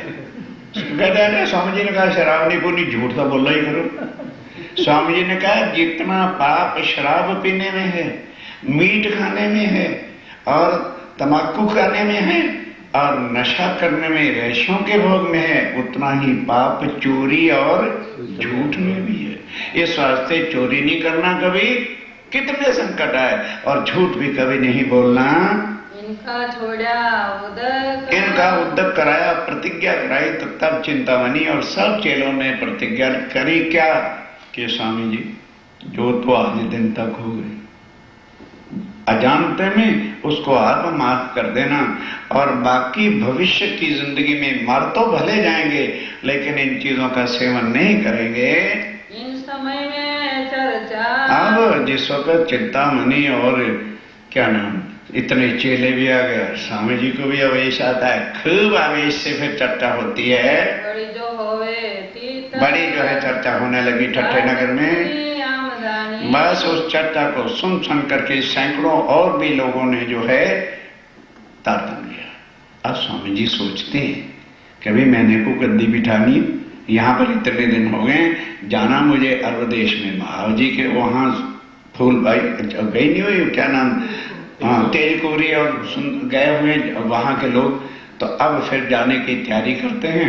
जब जाने की तैयारी करते हैं तो सब सुंदर साथ चरणों में गिरता है। ठट्ठे नगर के सब साथ रोते कि स्वामी जी हम माया में पड़े सड़ रहे थे, आपने अपनी अनिदान जान के आके जगाया है, तब छोड़ के कहाँ चले जाओगे? ना, हम नहीं जाने देंगे। कुछ दिन तो फिर ठहर गए। उस दिन कहते देखो भाई तुम घबराओ नहीं, हमने वहां पर अवश्य जाना है। अरब में हमारी आत्माएं, हमारे सुंदर साथ मुसलमान लोग जो है उनको ले गए हैं और छुड़ा के फिर मैंने ठट्ठे नगरी तो आना, क्योंकि और कोई रास्ता ही नहीं है, इसलिए तुम चिंता मत करो। तब जो है अब स्वामी जी कराची के रास्ते आगे जाएंगे। तो कराची को पहले लाठी बंदरगाह कहते थे, वहां से फिर नाव में बैठे और अब नाव बराबर चली जा रही है, क्योंकि काम जो ठट्ठे नगर का था वो पूरा हो गया। तो 40 दिन की बाई सी ट्रैवलिंग करने के बाद, यात्रा के बाद अरब में जाके मस्कत बंदर जो कुवैत एयरवेज से आते हैं उनको रूट का पता है, नई दिल्ली से चल के कराची, कराची से फिर कहाँ जाता है कुवैत, बसरा, बगदाद और तब कुवैत पहुंचता है। वो वहां पर जाके पहुंच गए। आप स्वामी जी कहते हैं सुंदर साथ जी, एक ठट्ठे की भी तक पूरी हुई आपके सामने। अब मस्कत बंदर जो अरब कंट्रीज के अंदर है, जो आज्ञा है, जो राज्य मराय का हुक्म था, चल पड़े, चलते चलते मस्कत बंदर आके पहुंच गए। अब ध्यान देना, नाव से उतरे, कोई वाकफ परिचय तो था नहीं, तो सामने जैसे बस स्टैंड या रेलवे स्टैंड या एयरपोर्ट होते हैं तो दुकानें होती है। तो महावजी भाई वो भी ठाकुर जाति का था, उसकी दुकान थी। उसने दूर से देखा, लगता है ये केशव ठाकुर का लड़का है। अभी उसे क्या पता कौन है हमने, अभी उस सांसारिक जान पहचान से महावजी भाई आया और स्वामी जी का स्वागत करके अपनी दुकान पर बिठा। भाई शौक के बाद तो चेयर वगैरह या तख्ती होता है, उस पर बिठाया। पूछी खबर उनने, और उनने, उन कौन, उन महावजी भाई, इन स्वामी जी हैं। तो उसने स्वामी जी का सब समाचार खबर पूछी, उठ के मिले दाई, उठ करके मिले, गले लगे, प्रणाम हुआ, कुशलक्षेम पूछने लगे। तब जो है सब हाल चाल कुशलक्षेम पूछने लगे। भले आप पहुंचे आए, तब जो है कहने लगे, अच्छा वही लोहाना जाति के लोग पकड़े गए हैं, बहुत अच्छा हो गया, कोई चिंता वाली बात नहीं है। स्वामी जी की शरीर की जाति का नाम क्या था, लोहाना। रामचंद्र वंश जी के जो है वंश से ये लोहाना जाति, ठाकुर जाति आती है। इत बड़ो आदर कियो, अब जो है बड़ा आदर सत्कार किया। एक जाति हो जाने के कारण से तो प्रेम अपने आप ही उत्पन्न हो जाता है, लौकिक नाते से, लौकिक नाते। अभी आत्मा के ज्ञान का तो पता ही नहीं, संसारिक नाते से अपने घर गए, बिठाया, सब कुछ भोजन वगैरह कराया, आदर भाव करने लगा, बड़ा आदर भाव, रसोई जमाई, बिठाया, सब कुछ किया। खबर बंद की पूछी। तब स्वामी जी ने पूछा कि भाई हमारे कुछ लोग बंद में आए हुए हैं। कहने लगे चिंता मत करो, सब कुछ ठीक सुरक्षित है, केवल टैक्स जुर्माना बढ़ता जा रहा है और कोई बात नहीं है। विश्वनाथ संग था, अब स्वामी जी के साथ उस समय कौन था, विश्वनाथ एक साथी था बस, और कोई नहीं आया था। श्री भाई जी की दई खबर, तब विश्वनाथ कहता है स्वामी जी मैं जाता हूँ और बाईजूराज जहां होंगे मैं मिलके खबर लेके आता हूँ। अब विश्वनाथ गया, बाईजूराज से मिले और जाके बाईजूराज को भी सूचना दे दी, और जो बाकी दीप बंदर के सुंदर साथ बंध में आए हुए थे उनको भी सूचना दे दी। ध्यान देना, ये रूपा और राधा बाई जी के साथ दीप बंदर से थे, वो भी साथ आए। गाय के पहुंची घर, जब रूपा राधा ने सुना कि स्वामी जी आ गए हैं, तो बंद का मतलब जेल नहीं होता। बंद का मतलब है जैसे यहाँ मिनिस्टर चोरियां करते हैं, पकड़े जाते हैं तो बैन लगा दिया जाता है, foreign out of station, India नहीं जा सकते। तो यही था कि वो दीप बंदर उससे जो है मस्कत बंदर से बाहर नहीं जा सकते। तो जब उन्होंने सुना कि स्वामी जी आ गए, रूपा, राधा और सुंदर साथ सब आके शिव जी के चरणों लगे और पास दई रहने को, तब महावजी भाई ने स्वामी जी को अपने घर के साथ वाला, अपने घर में मतलब दूसरे रूम में बिठा दिया। सब मिले हुए सब मिल करके बड़े खुशहाल हुए। बातों लगे करने सारी बातचीत हाल पूछा।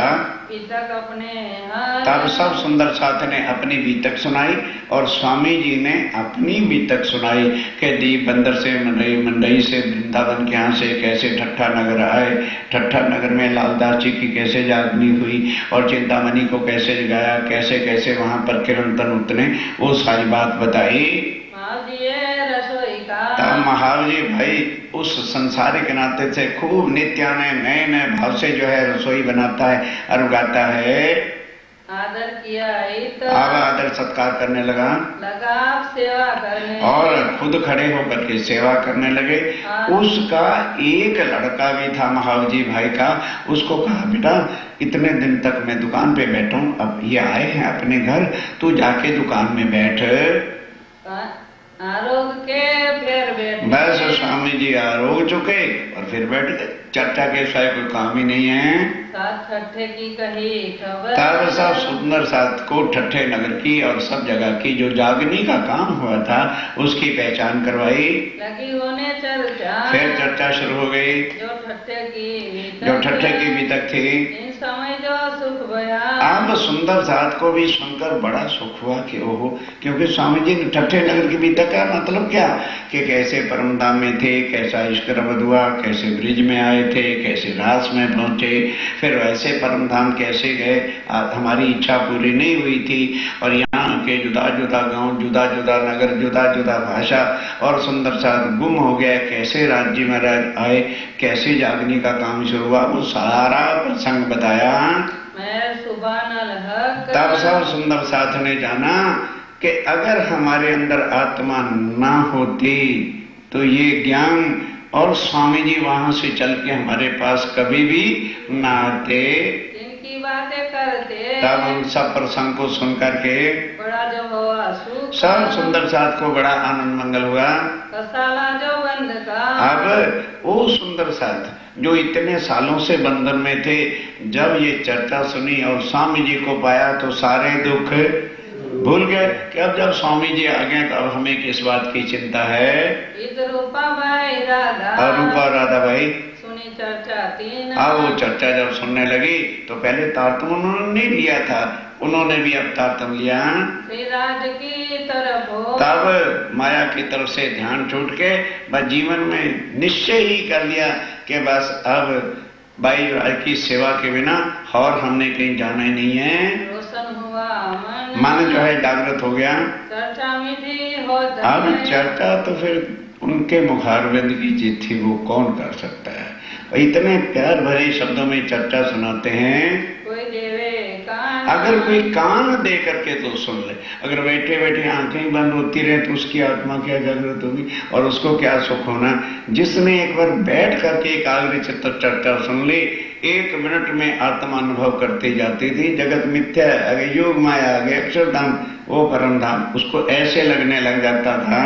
महाव जी ने चर्चा सुनी होने लगी पहचान। जब चर्चा सुनी तो पहचान होने लगी कि ओहो, ये हमारा सगे वाला नहीं है भाई, इसके अंदर तो कोई अलौकिक शक्ति है।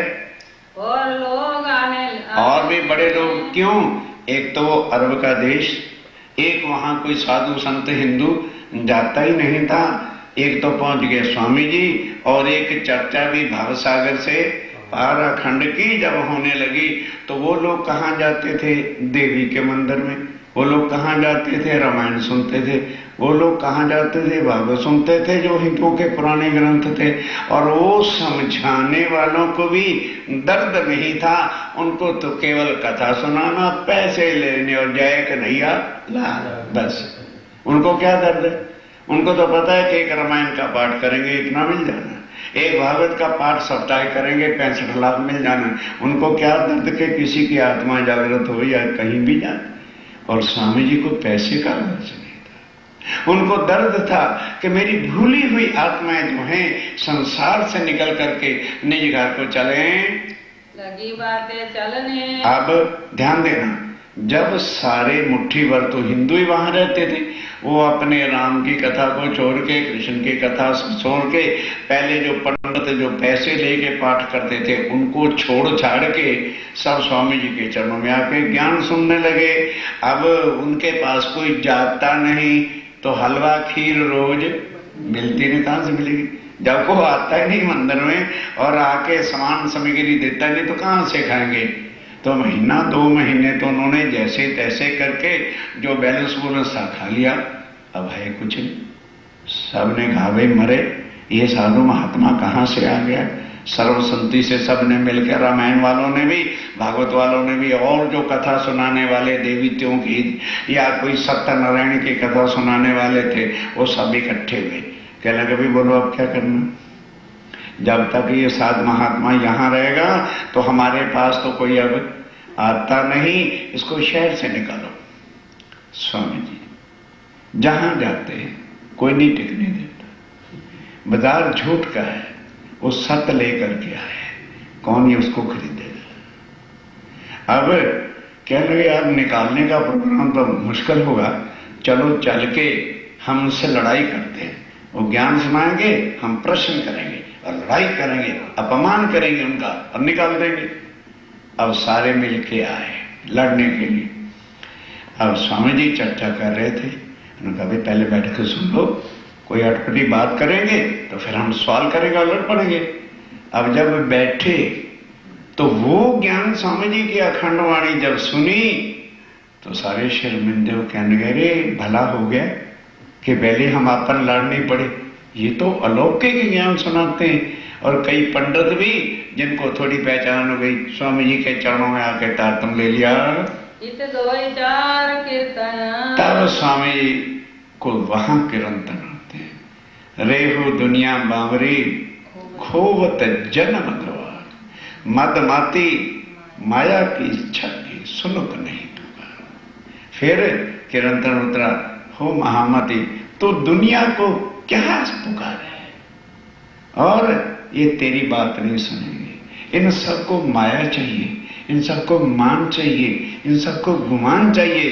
तुझे लगा गृह धाम का ताप, तुझे निज घर का एक बुखार चढ़ा हुआ है कि कब मेरी आत्माएं जागृत हों और कब घर जाएं।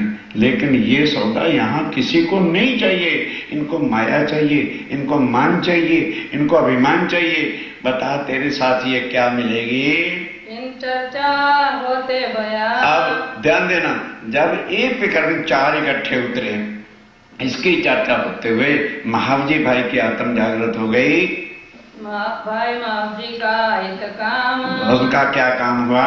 चर्चा मीठी लगी, चर्चा उनको अब मीठी लगने लगी। चलते चलो, दाखिल हुआ निज धाम, तब उसने तारतम ले लिया। वो भी कहते और भी बहुत सारे सुंदर साधु थे वहां पर जिनके लिए ज्ञान जाने का कारण बना था। भाई जयराज तेकुरी कहते कारण बना, लेकिन जो और भी आत्माएं थी जिनके कारण स्वामी जी का आना हुआ था, सबने तारतम ले लिया। आज की चर्चा बिना, और राज्य की चर्चा के बिना उनको चैन ही नहीं आता। सुबह शाम चर्चा होती है, सब आ जाते हैं। एक दिन चर्चा मिले। अब क्या हुआ कि एक दिन चर्चा के अंदर देखा कि महावजी भाई को कुछ अभिमान है कि हम इसके घर ठहरे हैं, ये अपने अभिमान की बात करता है। अरे क्या है, हमारे ही घर तो राज्य महाराज आके बैठे, हम ही तो सेवा करते हैं। मैं कह दिया क्या हम करते हैं? स्वामी जी को जो चढ़ा गुस्सा, फटकारा उसे चर्चा के अंदर, खूब फटकारा। उनको किस बात की जरूरत थी? काहे क्या डरना था? डरता वही है जिसको स्वार्थ होता है। उनको काहे क्या स्वार्थ? वो तो देने के लिए आए थे, उनको किस बात का डर था? तो महावजी भाई समझ गया कि मेरी सभा में मेरी बेइज्जती कर रहे। एक इनको नई नई चादरें बिछा के दे, एक इनके लिए हम मीठे मीठे पकवान बनाए, रोज नया नया खर्चा करें और भरी सभा में हमारी बेइज्जती कर दी। नहीं सुनती मैंने इनकी चर्चा। लड़के को कहता है, लड़के अपने बेटे को, यार आए हुए हैं, अब क्या करें, घर आए हैं तो रोटी देनी पड़ेगी, तू इनकी सेवा सुवा देख लेना, मैं दुकान पे जाता हूँ। ठीक, मावजी भाई दुकान पे चले गए और घर में ही आए उठ के, भैया जाऊं मैं करना, और दुकान पे सो गए। शाम को हुई चर्चा, महाजी भाई है नहीं। स्वामी जी ने कहा भाई महाजी कहना, लड़के ने बोला जी वो पता नहीं किस बात पे रुष्ट है और आज दुकान पे ही सो रहे। कहने लगे अच्छा। स्वामी ने कहा जबराइल जरा इसे सोते के कार्य हड्डी पसली तोड़ इसकी। जबराइल गया, उसको कोई कुंडा संकल खोलने की तो जरूरत नहीं, अंदर जाके यूं सो रहा है, प्रैक्टिकली थप्पड़ मारा। जब थप्पड़ पड़ा डर गया, भूत भूत। सपने में थप्पड़ पड़ जाए तो क्या कहेगा, देखा लाइट जलाई, कोई आदमी नहीं कुछ नहीं, तो ये तो देखा कि कभी जोर का निशान पड़ा। अब अगर ठिकाने के ओह भूत नहीं, इस धनी ने ही मैं सम्मुख मोड़ने के लिए मुझे थप्पड़ मार के दिया। उसी वक्त उठा, अंदर से ताला खोला, बाहर से ताला लगाया। 3 बजे 2:30 बजे का समय था। जिस रूम में स्वामी जी सो रहे थे, पांव पकड़ के रोने लगा, रो के चरणों लगा, अपनी कही तक। तब स्वामी जी कहते हैं कौन है भाई, अभी तो 2:30-3 बजे का समय। कहते हैं ठीक है, एक तो थप्पड़ मार मार जगाते हो और ऊपर से पूछते हो कौन है। मैं ही महाजी भाई आपके चरणों में हूँ। मैं खंडनी सुन के साफ बोल दिया। तो जब आत्म पहचान लेते कहते हैं धनी माफ कर देना, मैंने आपने खंडनी कर दी थी ना, वो मेरे से सहन नहीं हुई, मैं रूठ करके चला गया था, पर आप रूठने कहाँ देते हो। आपने थप्पड़ मार के चरणों में बुला लिया, बस अब मेरी आत्म को जगा दो। धनी मुझे माफ कर देना, मैं एक पापी जीवड़ा था, अभिमान अहंकार कर बैठा। मैं तो कच्चा था, मैं अभी कच्चा था, मेरा ईमान पक्का नहीं था, इसलिए मैं रूठ गया। आपसे रूठ के जाना कहाँ था। ना पहचाना परवरदिगार, मैंने शरीर के नाते से आपको समझा, ना जाना परवरदिगार। नहीं जाना था कि आपके अंदर मेरे राज्य की शक्ति बैठी है। यहाँ से चर्चा में बस फिर यहाँ से चर्चा के अंदर धीरे धीरे धीरे महाव जी की आत्म जागृत होने लगी। अब वो काम पे जाते नहीं, दुकान पे। लड़के कहते तू जान, तेरा दुकान जाने, मैं नहीं अब जाऊंगा। तब घर वाले भी लड़ने लगे, अच्छा तुमने इनको घर बिठा रखा है, दुकान में वो नहीं करते हो, कमाओगे खाओगे नहीं तो कहा हमें भूखे मारोगे। तो पत्नी को कहता है तू कल की मरती आज मर जा, मैं इनके चरणों को छोड़ के अब नहीं जा सकता।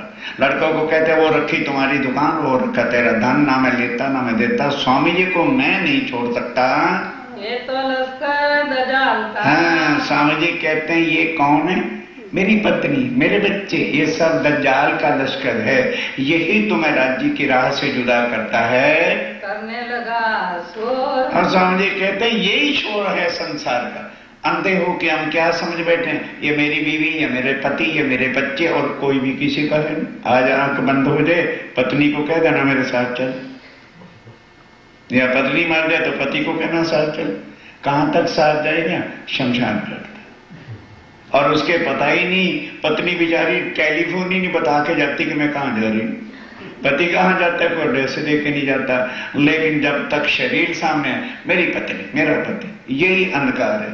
स्वामी जी कहते हैं यही दजाल का जाल है। ठीक है, do your duty by body, लेकिन किसी के अंदर मरो नहीं। ये नाटका इन समय। अब महाव जी भाई का ईमान, घर वाले खूब लड़े झगड़े, सब कुछ कर लड़ते रहे, मैंने नहीं कुछ कर, ईमान पे पक्का खड़ा रहा। श्री राज इनके साथ। क्यों, अब राज्य की मेहर इनके साथ है, फिर ईमान कैसे गिर सकता है। इस तरह से चर्चा करते करते अब ये तो हो गई महाव जी भाई के मस्कत बंदर की चला। अब चलिए बीच में क्या होता है कि स्वामी जी बैठे, कभी भी किसी सुंदर साथ से ये नहीं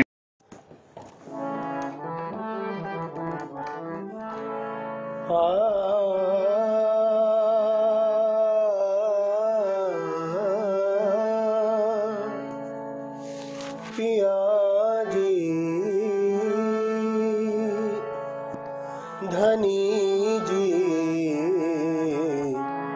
तुम हो तैसी कीजियो मैं अर्ज अर्ज करूं मेरे पिया जी। हम जैसी तुम जिन करो मेरा तलफ तलफ जाए जीव जी। तुम हो तैसी कीजियो। जीवड़ा तो जीवे नहीं क्यों, मिटे दिल की प्यास जी। तुम बिना किन सो कहूँ पिया, तुम हो मेरी आस जी। तुम हो मेरी आस जी। तुम हो तैसी कीजियो। आस बिरानी तो कहूँ पिया, जो कोई दूसरा होए जी। सब विध पिया जी सामरथ, दिन रैन जात रोए रोए जी। दिन रैन जात रोए रोए जी। तुम हो तैसी कीजियो। जन्म अंधी जो मैं हुती सो क्यों, देखूं नीके कर जी। जब तुम आप दिखाओगे तब देखूंगी नैन नजर जी। देखूंगी नैन नजर जी। तुम हो तैसी कीजियो। ए पुकार पिया जी मेरी सुन के, अब ढील करो पिया जीन जी। पल पल खबर जो लीजियो, इति अर्ज करूं दुल्हीन जी। अर्ज करूं दुल्हीन जी। तुम हो तैसी कीजियो। एति अर्ज मैं तो करूं पिया, बीच पड़ी अंतराय जी। सो अंतर आड़ा टाल के दुल्हा, लीजो कंठ लगाए जी।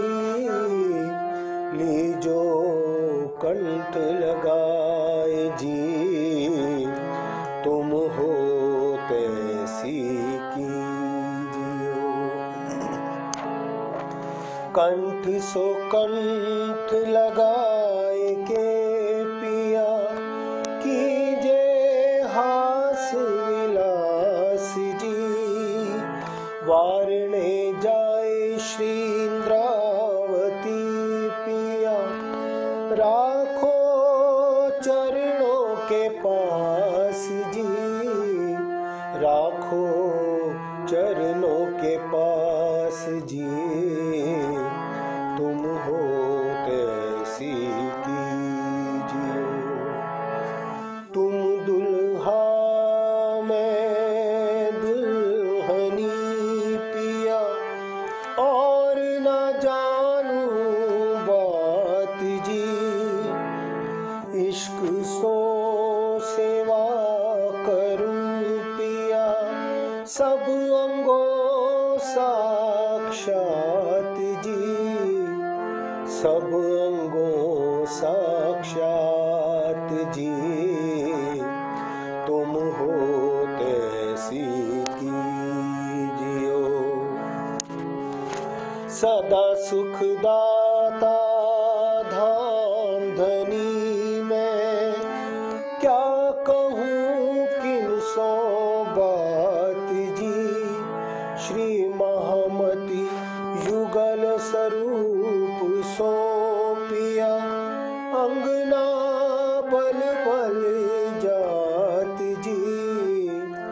अंगना बल बल जात जी, तुम हो तैसी कीजियो मैं अर्ज करूं मेरे पिया जी। बोलो श्री प्राणनाथ प्यारे की जय। बोलो श्री सतगुरु महाराज